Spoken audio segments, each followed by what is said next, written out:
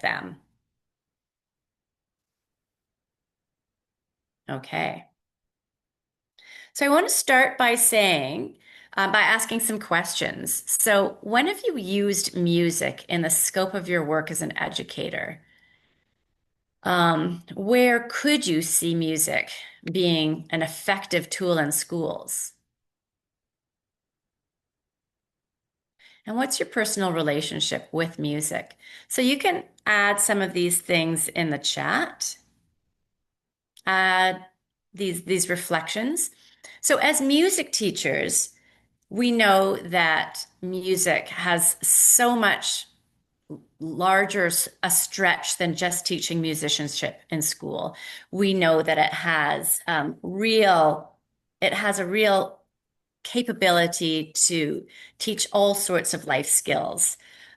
We are sharing what we know. We're presenting, performing to each other. We're taking risks. We are developing close relationships. We're learning self-discipline. We're learning how to be our best self. So understanding what excellence is. So talk about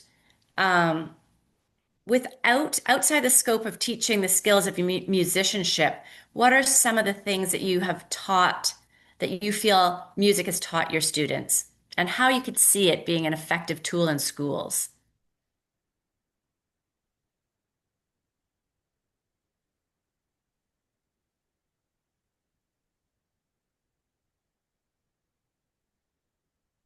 So I'm going to take a look at some of the things in our chat.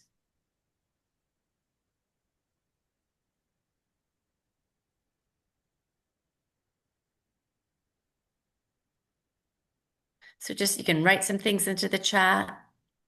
You can reflect on your own. So using music for community building. Jill, can you see the chat? I can now, but I've had to come out of it. Should I share the chat? No, we can see the chat. Oh, you can see the chat. Yeah. Okay. Yeah. Sorry. So team building, self-confidence, discipline, emotional expression, fostering positive youth development. Yeah, music is a central part of my life. Okay, great. Yeah, definitely cross-curricular understanding, social justice, social studies, historical issues, history of technology.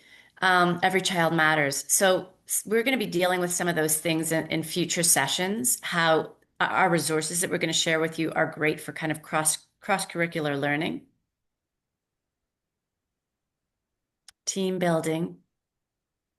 Yeah, emotional regulation for sure.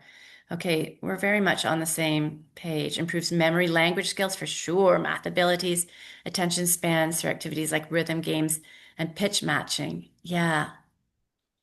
One of the schools that I taught with in the TDSB, it was an alternative school. You may have heard of it. It's called Da Vinci. And we did what's called the From Three to Three program, which was all about teaching literacy skills through nursery rhymes. And so we did so much early language skill teaching through nursery rhymes. Great. Okay, I'm going to bring back.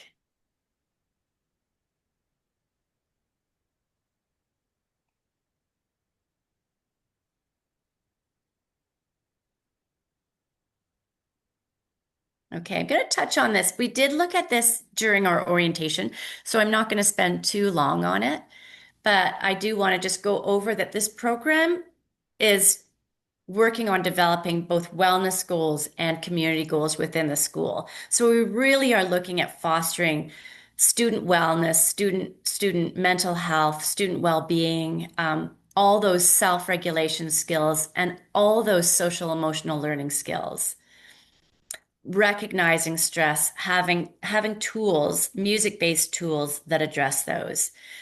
Community goals are more about really creating a positive school environment, really supporting and enhancing student voice, creating these nice, calm, and focused environments for our students to work, and really it being this this very accessible modality for teaching social emotional learning. And these strategies are fun. These strategies are fun and they work in the music class and outside of the music class. So we really, really hope that the strategies that we share in today's session and in future sessions, you're going to want to share with the music and non-music students within the school. I want to share this. Actually, I'm going to come out and make sure that I have actually, yeah, I've got that. Okay.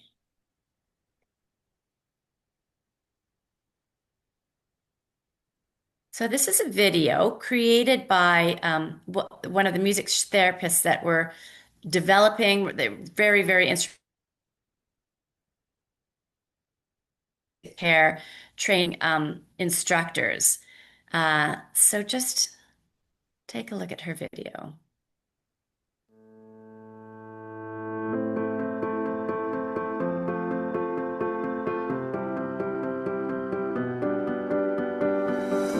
Why music?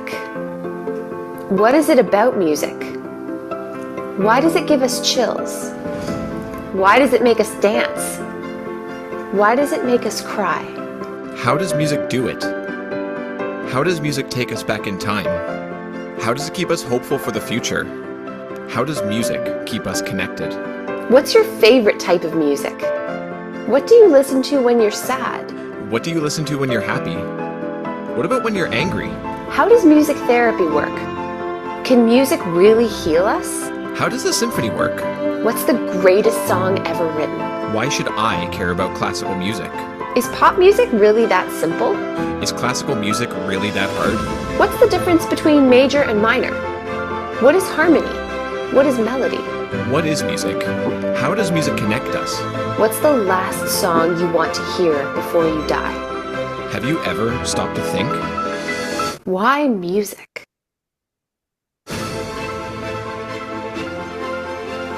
Music can change your mood. Music can change your mind. Music can change your breathing. Music can change your blood pressure. Music can change your faith. Music can change your beliefs. Music can change your ideas. Music can change your brain. Music can break barriers. Music can tear down walls. Music can teach us about each other. Music can tell our stories. Music can inspire change. Music can change the world.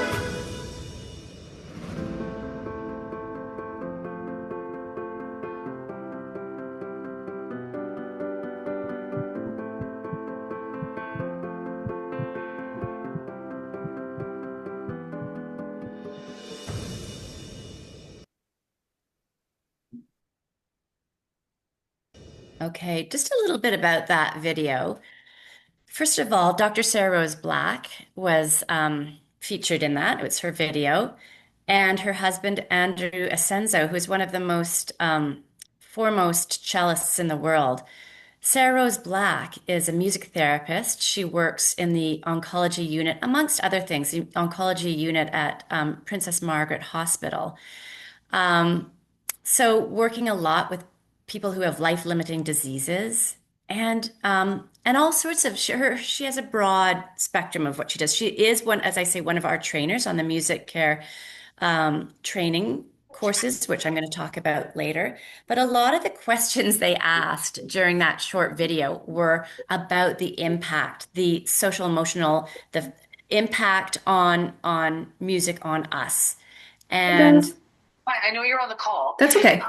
I'm good for Jill to have a second screen, and I think sorry, Tanya, we can Yeah. hear you. so just make sure she wants that. Well, I talked to her earlier because I was kind of coaching her through. There we go. All right. Sorry. So back to Sarah Rose Black. So a lot of those questions around music being such a powerful force in allowing us to shift our emotions or sit in our emotions, really allowing us to feel uh, emotions, get in touch with them, and sit in them. Sometimes we talk about sitting in our emotions and allowing music to shift our emotions too. So sometimes when we're feeling tired or sedentary or unmotivated. So music having that power to allow us to feel our emotions and allow us to shift our emotions. I want to talk a little bit about who we are, who Room 217 is. So we're a health and arts organization. We're a foundation that uses music to change the culture of care. So we've been around a while, since 2009. And our executive director started the organization after a really powerful experience with music herself. Her father was in this tiny Uxbridge Cottage Hospital, and it's where he died. So he had cancer himself, and he died here. And their experience of his care was that music was really important to them as a family, but it wasn't important to his care experience. No fault to the carers. It's just generally speaking isn't part of the care experience. So Bev Foster, our executive director, who was at the time a music teacher in Durham, the Durham School Board, she was an elementary and a secondary school teacher. She was part of Choral Canada. She was a very prominent music teacher. She actually left her position as an educator and started this organization with the intention of giving back to caregivers tools, resources, and standards for how to bring music into care. So we took this model that we have created over, it was piloted, this program, in 2017. Early adopters were introduced to this program in 2022. So we're up and running with care organizations in healthcare, but we also wanted to adapt it and adopt it to education settings because we believe schools are care settings. So we really, again, want to address the environment and caring for our students using music in a similar way.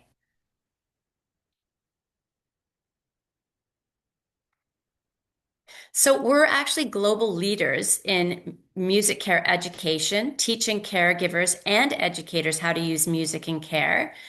Um, we're national, we're all over Canada, and we're very engaged with global work as well in the UK and abroad. We partner in music care research with McMaster Health Sciences and Laurier.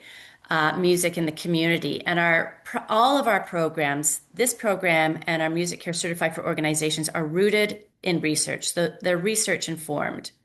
So we have relationships with stakeholders in aging, adult aging communities, adult day programs, hospice, palliative care across Canada, and now we're working with schools. So our tools and training work. As I say, they're evidence-based, they're evidence-informed.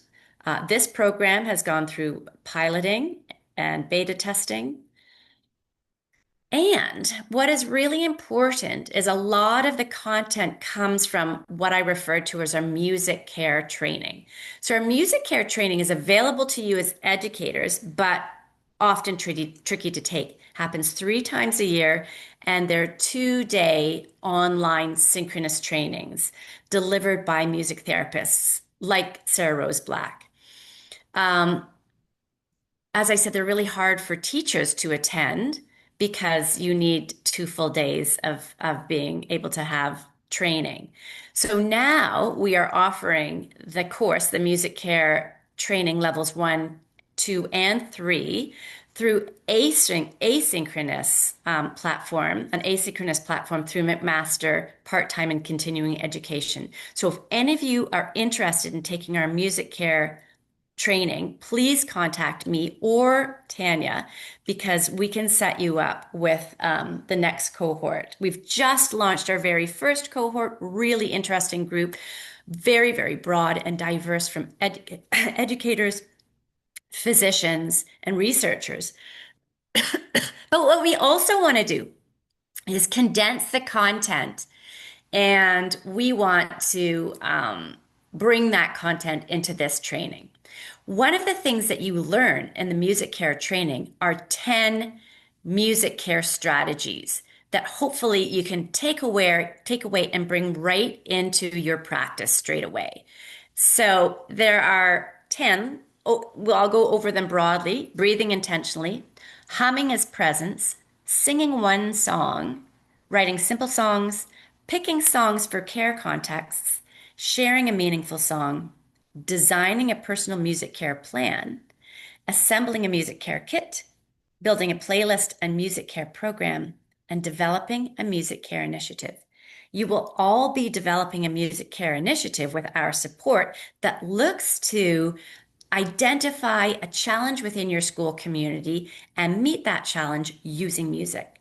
But right now, I want to talk about strategy number 6, which is sharing a meaningful song. So, I want to share a personal story with you. I just lost my mom in December, and it was unexpected, even though she was 89 and she had just moved into long-term care and she did have dementia. But her death was quite unexpected. She died of sepsis over the course of a few days. We were really struggling with her care in long-term care. It was a new home that she was put into, and we were having to pivot and move her out because the care she wasn't getting was the care she was getting was just not good. It wasn't great. So, really lucky and complete coincidence. You may sort of wonder about the universe and the designs, but my daughter, my eldest daughter, who is an incredible caregiver herself, um, she was just shifting jobs and was able to come up from Toronto to support my mom and me in this time when we really, really needed her. We was trying to get her out of long-term care into another memory care support. And one of the things that Tess was doing was really playing a lot of music to her, some of her most beloved music. And she was playing the soundtrack of The Sound of Music to Mum. And one day when she was driving her back from a visit she was having here to back to her care home, they were kind of blasting Edelweiss. And Tess was just crying, thinking of all the times that they had watched um, the movie together and how my mom was singing along, even though she had dementia, singing along, like she remembered every single lyric. And she was singing beautifully and perfectly, like she has this beautiful voice. So Tess was moved to tears. She was bawling her eyes out. That weekend, they decided to watch The Sound of Music again. And it became this sort of grounding thing that they kept returning to. They would listen to the soundtrack, they would sing it together. Then, very quickly, mom got sepsis and died within a few days, very unexpected. And we were lucky enough to be by her side. And because Tess had really been playing the soundtrack of The Sound of Music, we were singing the songs, especially Edelweiss. And so we were singing them at her bedside with tears in her eyes and in our eyes. And, eventually mom passed very peacefully. We then brought that song into her service and it was played during the service. So that song will always have immense, powerful meaning for me. And just in sharing that story with you, you already know a whole lot about me. You know that my mom just passed away. You know how important music was in our life. You know about my daughter. You know about the connection that they had. You know about my mom's last few days and her service. What I want to do now with Tanya's help is, whoops, I beg your pardon, is I want to set up a breakout rooms, and I want to give you an opportunity to share with your colleagues a meaningful song.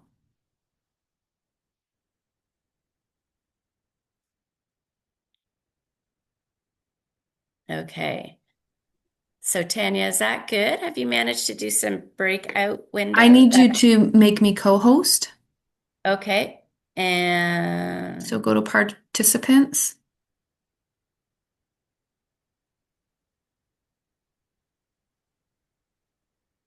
sorry, no. Participants, Tanya.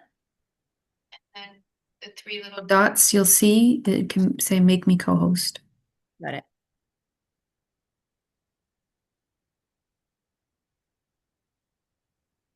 Okay.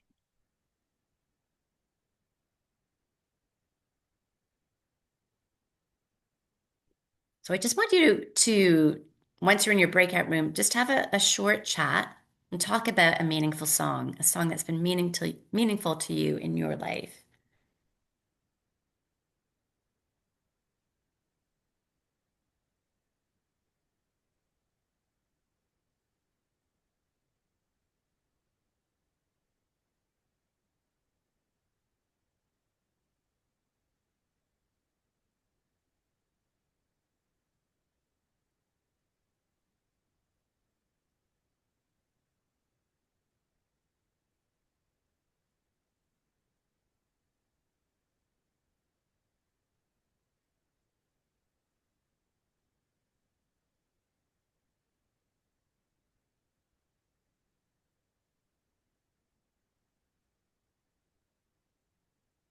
ordering you a second screen.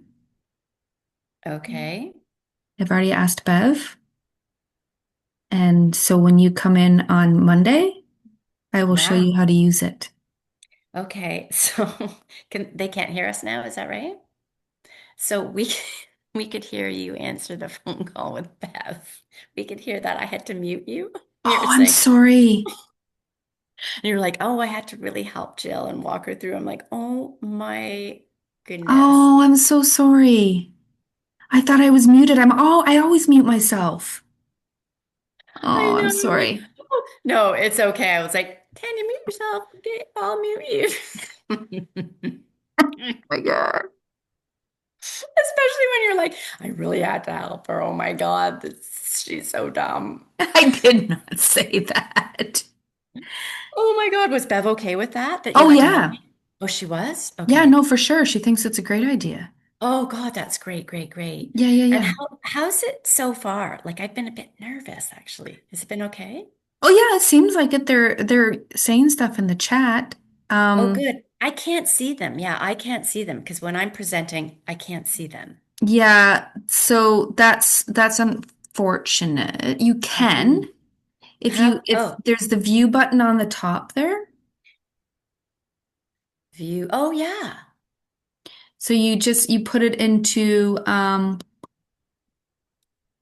Speaker? Right now. speaker view, I believe. Yes. So then if you have your PowerPoint down below, the people will be Okay, up I can top. still see them. Okay, Yeah. great. Great.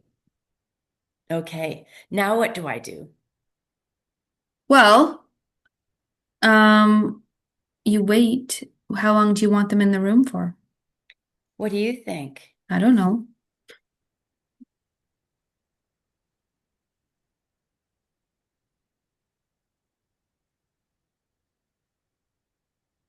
I don't know either. How long will it take them to What are they hear? doing? Just talking? Yeah, they're sharing a meaningful song. And how long do you have still? I've got like another 45 minutes. Um, yeah, I wouldn't give them too much longer. Because then you want to have conversation about it when they get back, right? Yeah, not too much. Okay. So is there anything that I need to do to say wrap it up Well, or? I can say like 2 more minutes. Yeah, that'd be great. Yeah.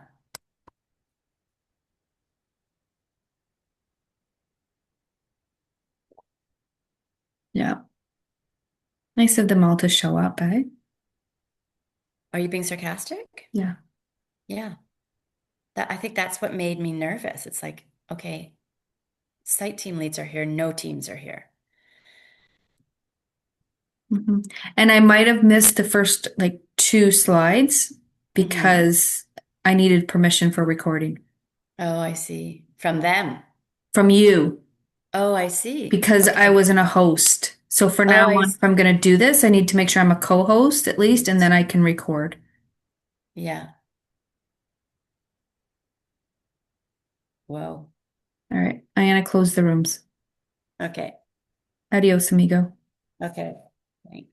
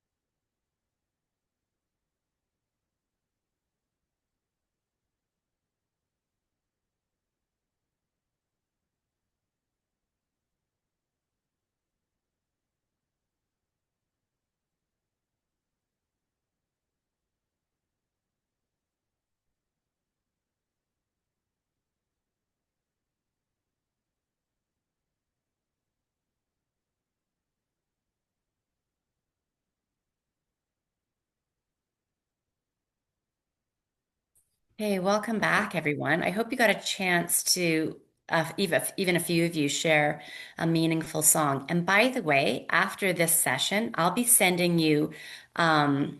I will be sending you those strategies, the wellness strategies that we practiced today, and the music care strategies. So remember, the music care strategies always refer to our training, our music care training, and then the wellness strategies are more based on the research that I'll be introducing soon. So, does anybody want to talk not just about the stories that were shared, but maybe some things that you might have learned deepened your relationship or something that you learned from the person that you talked to through sharing that meaningful song?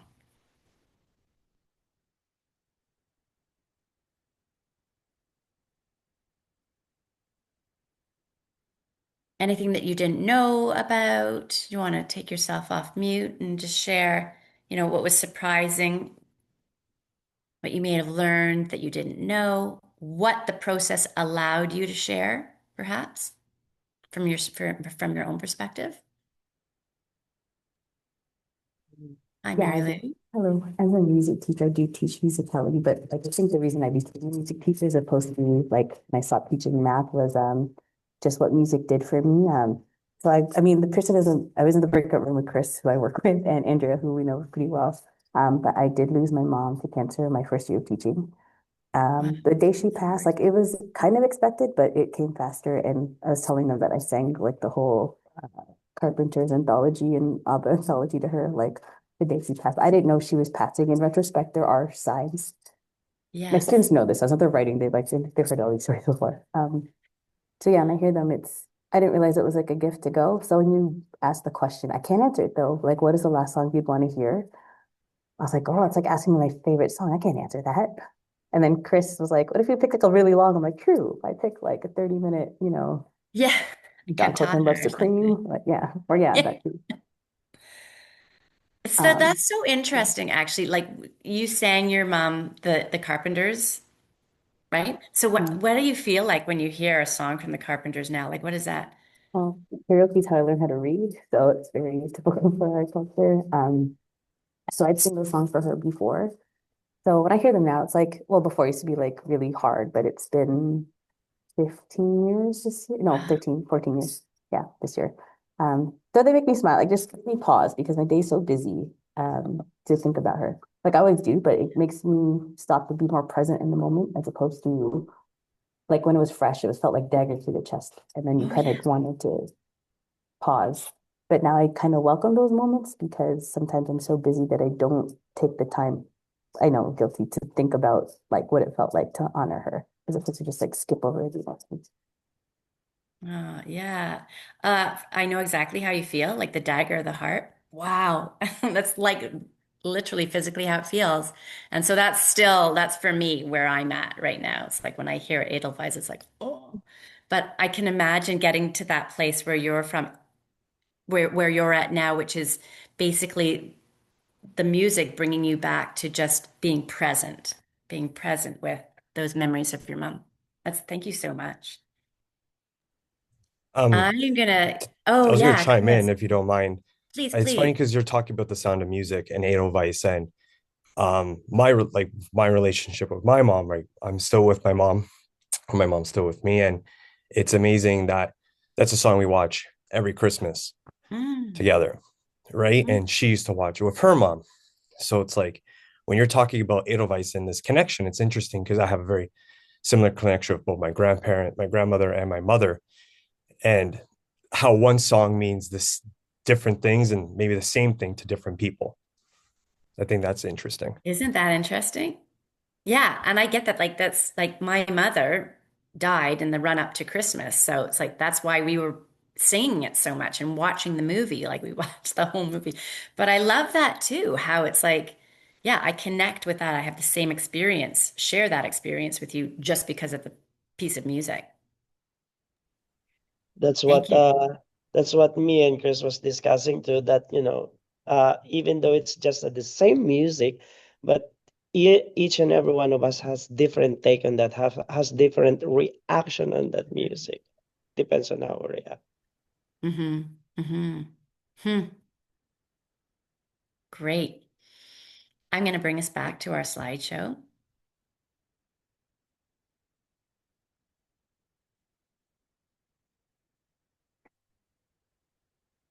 So like I said, I'm going to be sharing the specific strategies that we talked about today. I'm going to send them to you. And like I said, hopefully you can share them with your staff, definitely with your team.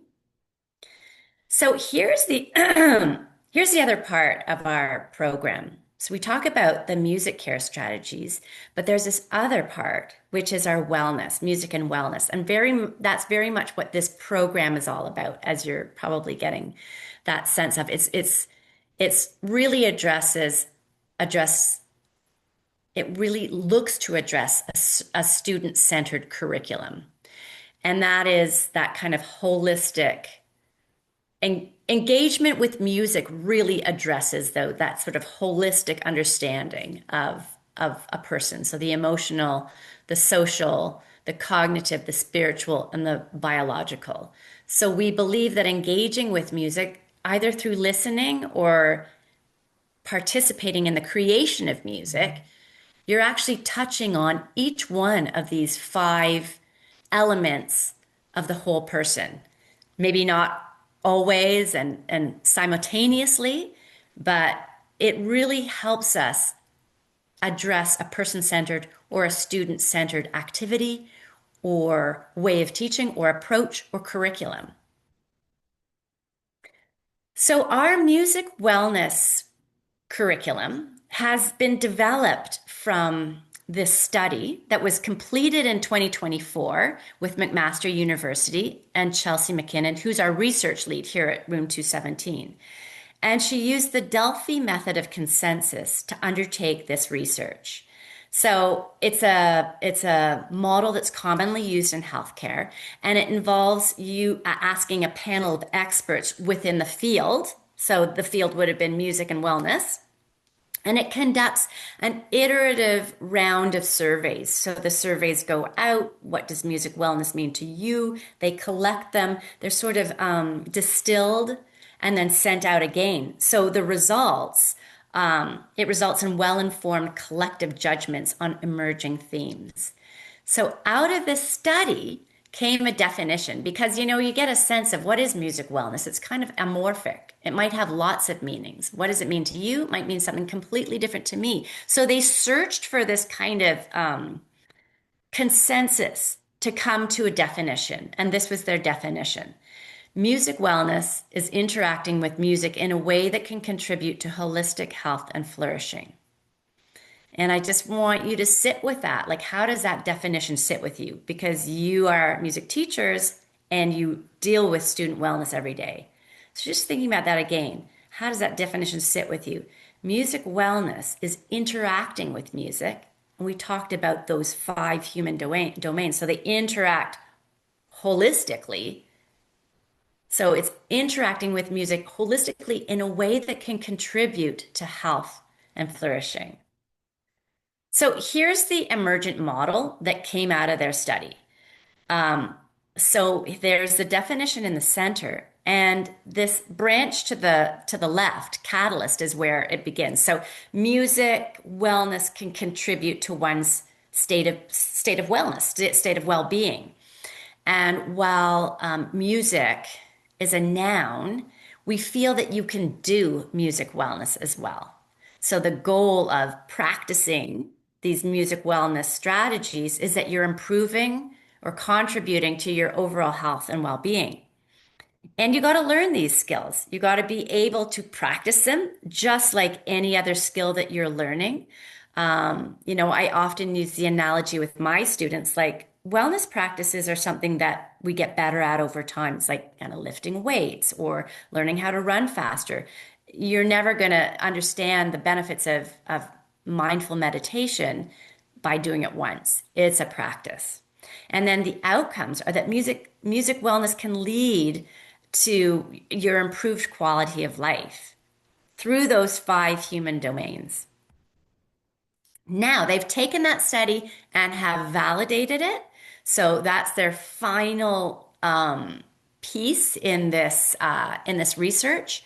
And so here's the article. This has just been published in Education Sciences, which is an education journal. So I can send you this link as well at the end of this session. But what I love is the bottom because this makes sense to me as a teacher. This is what I was looking for when I was bringing a wellness curriculum into my school. So these findings, so the validation means, they're sending out that model and asking the practitioners in the field and specialists in the field, experts within the field, if it's an accessible and effective support. So whether this addresses gaps in education, whether it can be used to support the development of a curriculum. And so at the very end of this abstract, it says these findings support the model's validity and applicability, providing an evidence-based foundation for integrating music wellness into curricula that promote lifelong health and flourishing. So that's your music advocacy piece. That's why we're bringing music into schools. It's not just to teach kids how to play the recorder. It's not just to teach them the skills of musicianship. We do that for sure, but it's also because we want to integrate music wellness into the curricula to promote lifelong learning and health. And we want all teachers to understand the power of music in the curriculum. So we're going to try another music care strategy, which is breathing intentionally. Now, the thing about this is it crosses, we have also music care strategies that are also music wellness strategies. And breathing intentionally is definitely one of them. So, amongst other things, I'm a yoga teacher and a mindfulness meditation teacher. And so this is one of the things that I teach in my community. I taught in my school as well throughout, over the last 20 years. So I'm sure that many of you have actually done mindfulness meditation. It's really a simple practice, but it's not easy to do. Initially, you focus your attention on the breath. Why? It's because it's something that's ever present. It's not depending on an ideal condition. We're always breathing. And it's a great focus. Your mind always wanders off because that's the nature of the mind. But part of this practice is that we notice, we catch when the mind has wandered off. And then we notice that the mind has wandered off. We try to meet that with compassion, not like, oh my gosh, you're so bad at this, your mind has wandered off. But it's like, no, that is the mind's natural state, and you bring your focus back to your breath. So that, in a nutshell, this is a great little graphic for what mindfulness meditation is. So it's a simple practice. It's difficult to do and even more difficult for young people. We're talking about how difficult it is these days to work with sustained attention within our students. This is one way of strengthening sustained attention. But the breath alone can be not concrete enough to be a grounding focus. So that's where music comes in. Music is a way towards meditation, the most beautiful way. So often we see music accompanying mindfulness practices. If you do yoga, often those yoga classes will have music. When I started doing yoga 25 years ago, there was no music to it. But it's really, really nice. It's grounding. We're going to try it right now. So I am going to use a piece of music that is on our Connect app. So you have the Connect app now. We've encouraged you to share those 25 licenses within your school community. So 25 of your teachers or administrators can enjoy the music. Now, the collection that's most applicable to schools, most valuable, is the diverse sounds. And I'll just talk super briefly about diverse sounds. Every piece of content that we produce at Room 217 starts with a focus group. So we sent out to we created a focus group focusing on 6 ethnocultural groups across the globe. So that's Far East Asia, Southeast Asia, Africa, Middle East, Latin America, and North America Indigenous communities. So we reached out to wellness experts and musicians in those cultures. We then took the information from the focus groups and brought it to master musicians at Humber College who created, through improvisation, original pieces of music. So I believe this collection is fantastic. I use it all the time. I use it in my yoga classes. I use it in my own work. Yeah, it's the background for my work focus music. So we're going to try it right now. I want you to close your eyes. I want you to ground yourself in your seat, perhaps feeling the ground with your feet, feeling your seat below you. And I want to, yeah, just to close the blinds, close the eyes, helps you move inside. Our eyes are what connects us to the world around us. So closing our eyes, we're going to really bring down that stimulation coming in through our senses. Now I want you to bring your attention to your breath, taking 3 nice, long, deep inhalations and exhalations.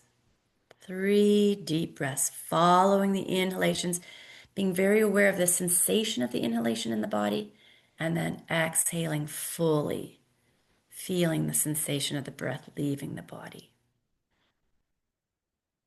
Breathing again, filling up with breath, letting the breath go. And now I'm going to introduce music.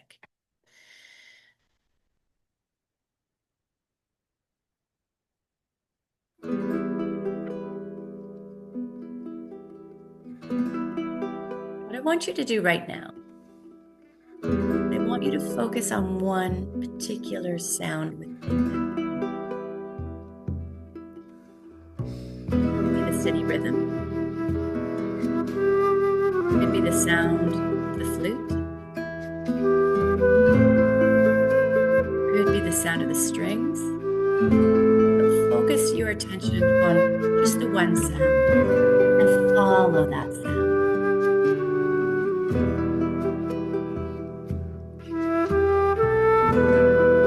Whoops, sorry, I beg your pardon.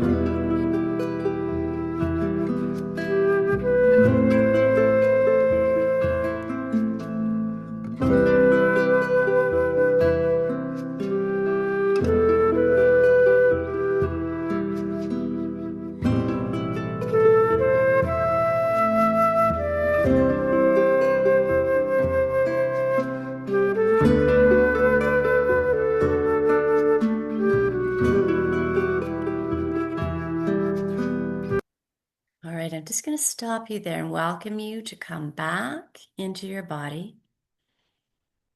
Feel your feet on the floor, the seat beneath your body. Open your eyes. Bring yourself back to awareness. And so I hope you really could get the sense there of music being a more tangible focus than just the breath. And that's why it's a really, really good tool to use with students.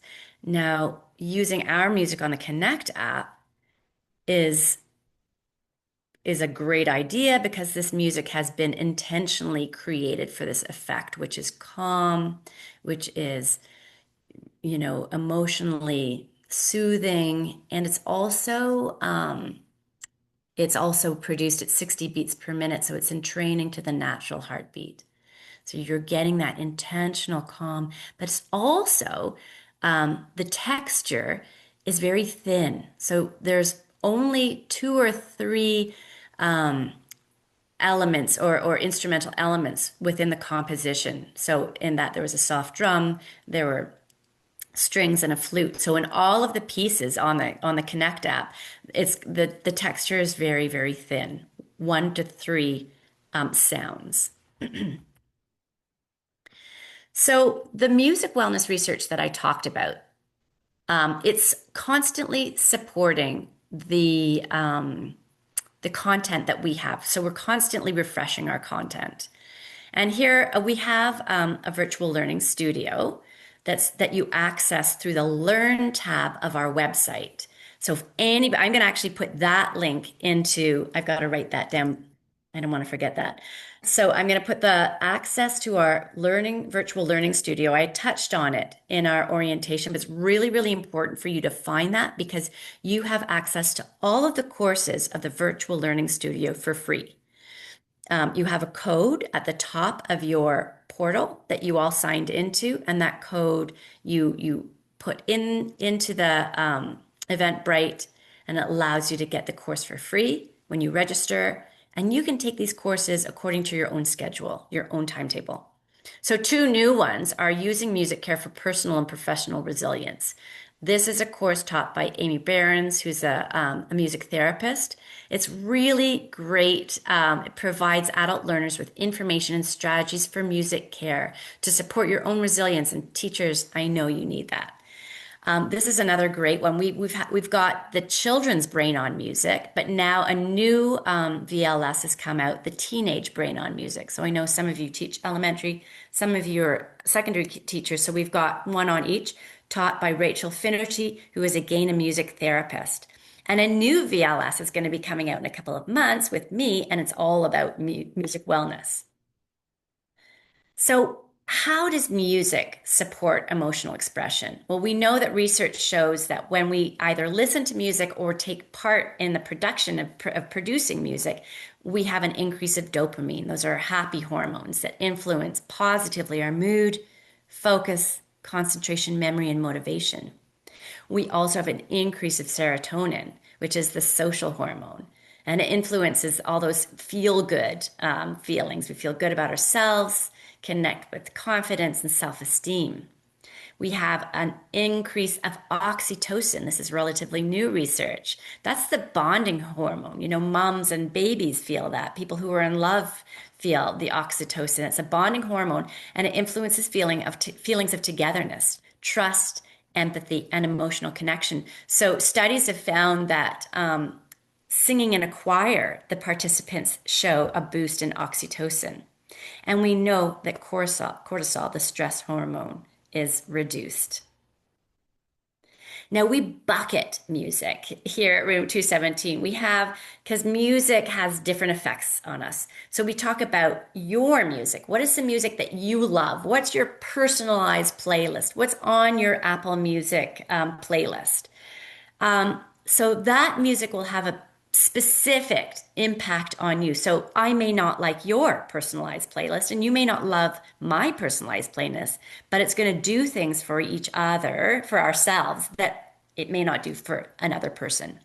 So, what music do you listen to for homework? You may ask your kids this, the students that you teach, or when you are working. Like, I definitely have a work playlist that I've got music on all the time. What music helps you feel your feelings, like allows you to witness your feelings, sadness, anger. It might sort of, I don't know if you've ever had a rough day at work and then you get into your car and you put on a piece of music and it finally kind of lets you cry your eyes out or express your emotions. What kind of music helps you shift your feelings? If you're feeling unmotivated and you got to get writing your report cards, what kind of music are you? You got to clean the kitchen, you got to go for a walk. What's your party music, your exercise music, and do you have bedtime sleep music? I sure do. So that's all about your music, your personalized playlist. But we also, the other bucket is music created for a universal effect. So the music we just listened to on the Connect app, that's been produced with this for a universal effect. It's meant to calm the parasympathetic nervous system because of those specific instruments and the effect that they have on our nervous system, because the music is produced at 60 beats per minute, and because the texture of the composition is thin, only using 2 or 3 sounds. But we think about disco music, which is also actually was produced for this universal effect. It's produced at 100 beats per minute, which doesn't exhaust you, but it like makes you want to keep moving. It's got unexpected instruments in it, like synthesizers. There's a driving drum groove that connects to our sense of rhythm, and there's a syncopated percussion. So I'm going to come out for just a moment and ask you, what are some of the what connections can you make to the music of your era?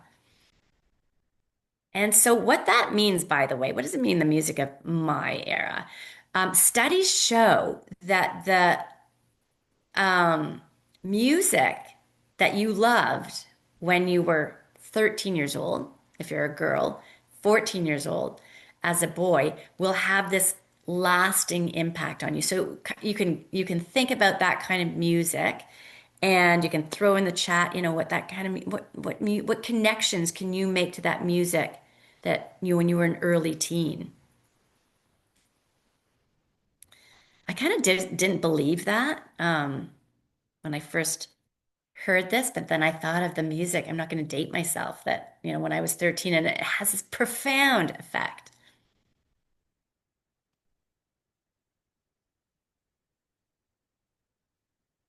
Oh, music is helpful when learning languages, yeah. Oh my gosh, is that ever true?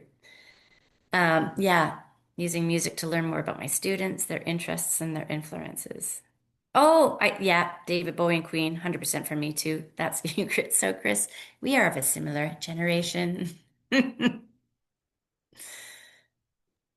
Yes, it's your 13-year-old self. Like, you can even go back and look at the year when you were 13 and play that music and just feel the effect it has on you.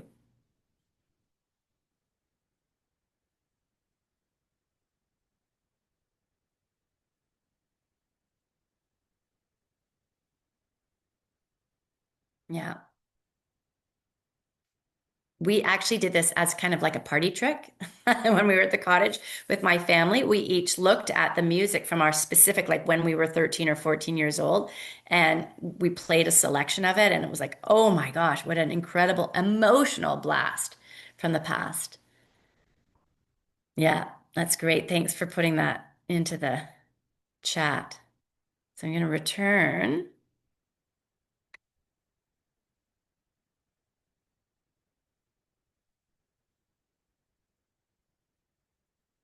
So back to implementing music wellness strategies. So here are some of the music wellness strategies that we're going to work with today. And by the way, am I okay for timing? And shout out if you've got another 15 minutes or so. Like, is that going to be okay for everybody?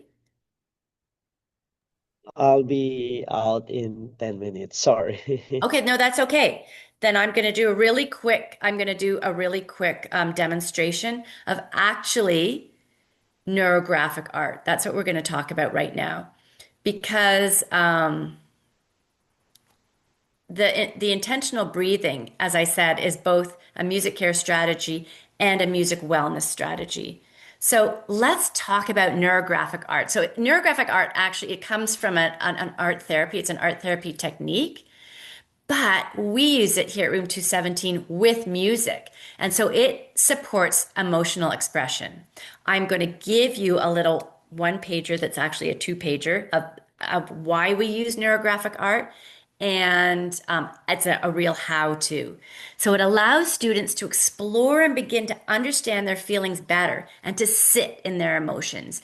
And it doesn't require them to talk about it.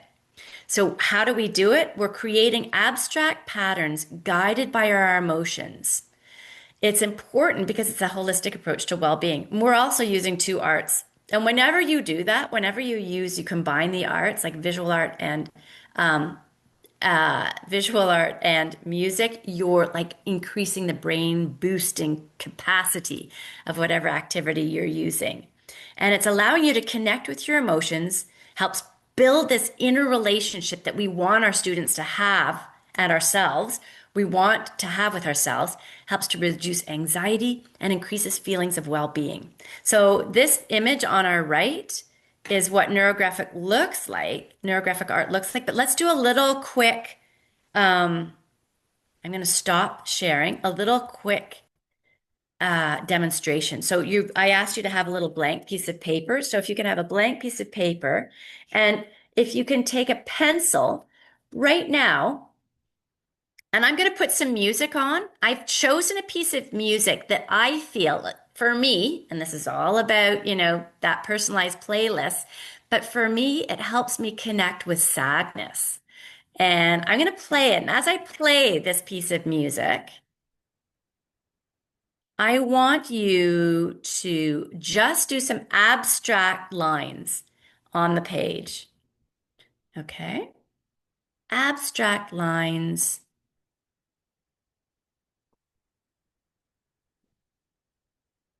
Just let your pen or pencil move.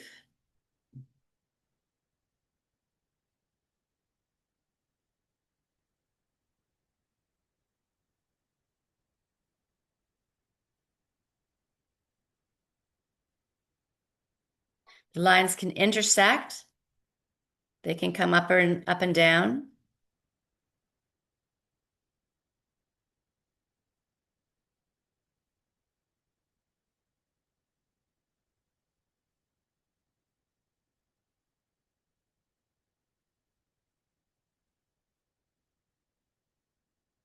Okay, I'm going to stop the music. I chose that music specifically because Beethoven's Seventh Symphony I find really, really evocative and sad. And actually, it was written at a time when Beethoven was, I think, having a pretty hard time. He was struggling with his deafness and feeling quite depressed.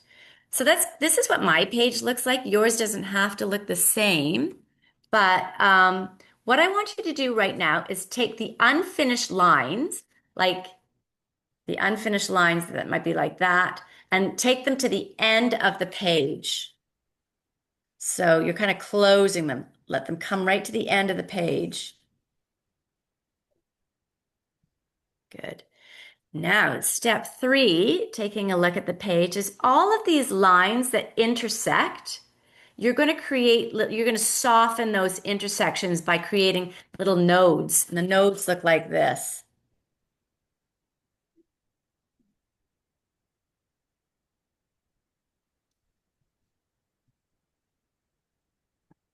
So you're kind of softening those intersections. These nodes actually look like neurotransmitters within the brain as well. So it's kind of echoing what that actually is. So just take a moment, look at all of those intersecting lines and create and soften them, creating nodes. I'm going to go back and put the music on as well. So you want to just do that with all of the lines, all of the intersections, I should say. All of the intersections you're softening, creating the little nodes. When you're doing this with your students, you're carrying on with your piece of music.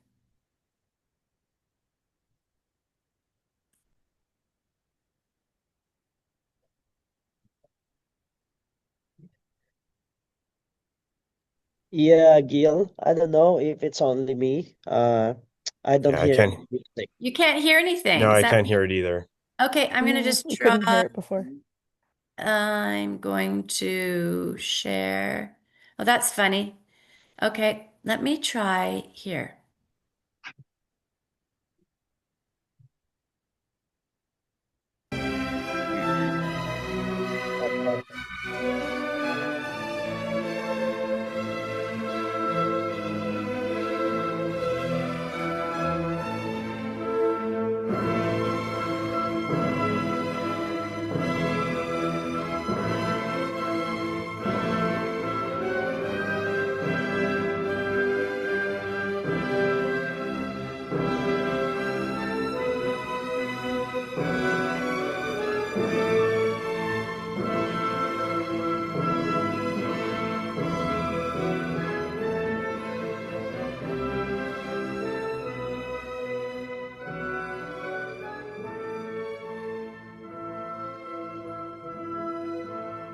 Okay. And I'm going to stop you there because I really am being mindful of your time.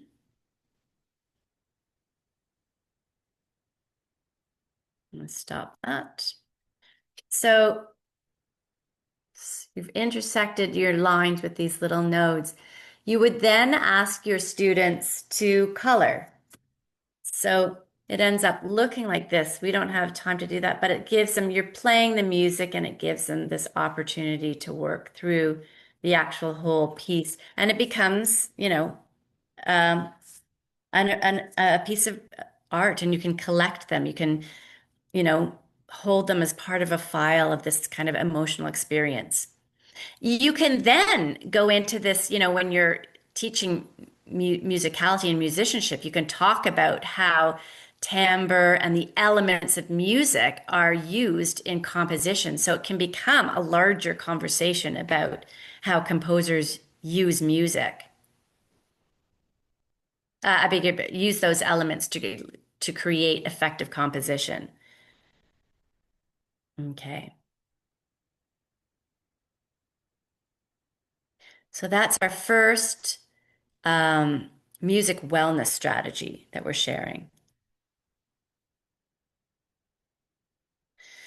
So music care, the music care approach is specifically using music. It's the intentional use of music by anyone to improve health and well-being. So we teach music. Music is there in schools, but the music care approach is specifically using music with an intention, with a specific intention. And this is what the integrated model of music care looks like. So the concept is that if your school is truly a music care school, it will have this integrated model. So down here at the bottom of this pyramid is the information, the training that you're getting. It's the intention, the informed and purposeful use of music within planning. So not just your music lessons, but your lessons that are supporting social emotional learning. Implementing music. So you're programming, you've got your choirs, you've got your curriculum, you've got music supporting the development of your teacher-student relationships, because that's what we believe music really does. And then you've got full integration that music is being used by non specific music teachers and specific music teachers. And we believe again at the schools that incorporate all these 10 domains of music care delivery are music care schools. So community music, musicking, which is the spontaneous enjoyment of music, programming for music, having those band opportunities, the choir opportunities, using technology in the classroom, like maybe there are speakers in the classroom, being conscious of your environmental sound. You're involved in training and research, and you also have this area in the teal is not practical in schools because we don't yet have music therapists or music specialists in the schools. However, we are going to be asking you to connect on some level with maybe community musicians. So I'm going to zip through this because we've talked a lot about the certified program. We've also talked about the opportunities for training. And here, music care site team leads, you are going to have to complete these specific elements of the portal. So you've got to submit your music care site team on the portal. You've got to designate your site team lead. So that's 1.2. That's moving into the portal and actually writing on the portal. And you've got to submit your development for a meeting schedule with your site team, creating your music care wish list. So writing items on that wish list that you may not be able to get, resources that you may not be able to get this year, but they're written down. They may be referred to for next year. They're your wish list. And then any member of your site team, the site team lead, or anybody else completes one additional music care training opportunity. You can do the music care training level 1 asynchronously, or you can do any of the trainings on our VLS, which I'm going to send to you in the link. And that's really all you have to do on the portal for this session. This is this is just a little piece on our music care training. If you go onto our Learn page, you see the opportunities to register, either synchronously or asynchronously. But it's, yeah, we're not going to talk about that too much. We're not going to talk about that too much, right? We're here in number one, leadership. So you have to complete in your toolkit, and each of you have the toolkit. It reiterates what you have to have done by our next meeting. So I know that you have to go. I am going to stop sharing my screen. So in my next communication with you, I'm going to reiterate the page that you have to consult in your toolkit so that you know exactly what requirements on the portal you need to have filled in. I'm going to be sending you the strategies that we practiced today. So the intentional breathing, the the neurographic art, and the sharing a meaningful song. So I'm going to share all of those on a sort of one pager, two pager little sheet for you. And I'm sharing the link to the VLS so that you can take one of those courses in your own time or the Learn page. Any questions? I know that I've done a ton of talking and I know that some of you have to go, but is there anybody that has any questions, want to chat with me right now? Please. I'm here for you. I'm available if there are any questions.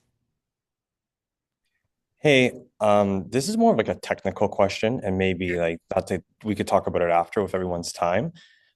Just me and Mary Lou. It seems that we're both on separate schools, and we're not our portal is not all connected under one school. So again, I don't want to take anyone else's time if people have to go, but Okay. that's something we can figure out. That might be my fault because I had some technical difficulties when there's Tanya popping on. You want to answer that question, Tanya? That's probably Jill's fault. I would never say that. We had a bad Who day. who is if everybody has to go, that's fine. If Chris and Mary Lou, if you can stay for 2 seconds, we can figure Yeah. this out really quickly. I don't want to keep everybody else waiting here. So let me just sign into the back end. Who is the site team lead? Chris Mary Lou? or Mary Lou? Yeah, we could do both, or if it's easier, you could put me or Mary Lou. It doesn't matter. Okay, it doesn't matter. Okay, because Yeah. I'm pretty sure I hooked Chris up because I Okay. think I emailed you. So let me just Yeah, let me. because I on my portal I tried to add some teachers, and then just said Mary Lou is already active in another school. Yeah. So what I'm gonna see if I can do. Maybe One because sec. I emailed them to link the account. Sorry, I just have to authenticate myself to get in here. No worries. Thank you. I don't know if there's a way to change my account parameters to match the school because I think I preemptively made when I was getting excited, but probably should have waited for No, you to do it. we were impressed. Yeah, no, we'll figure it out for sure. So all right, so I have you as an admin there, but we don't want you as an admin. And then, so there's, yeah, I know why. So, Chris.